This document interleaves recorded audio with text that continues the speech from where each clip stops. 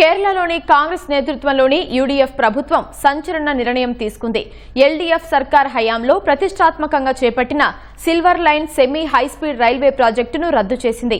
ఈ మేరకు కేబినెట్ నిర్ణయం తీసుకున్నట్లు సీఎం వీడి సతీశన్ ప్రకటించారు.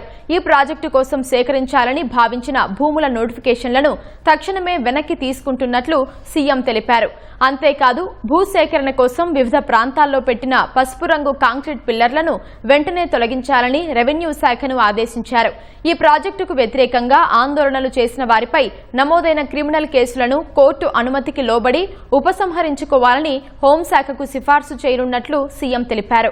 వేల కోట్ల రూపాయల ఆర్థిక భారం, తీవ్రమైన పర్యావరణ విధ్వంసానికి కారణమయ్యే ఈ ప్రాజెక్టుకు సరైన డీపీఆర్ కూడా లేదని ఆరోపించారు.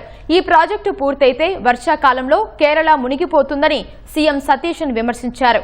అందుకే నిపుణులతో చర్చించి రద్దు చేయాలని నిర్ణయం తీసుకున్నట్లు చెప్పారు. లౌకికవాదం విషయంలో ఎటువంటి రాజీ ఉండబోదన్నారు. ఏ వర్గం నుంచి వచ్చినా సరే మతతత్వాన్ని తమ ప్రభుత్వం తీవ్రంగా వ్యతిరేకిస్తుందని సీఎం సతీశన్ తేల్చి చెప్పారు.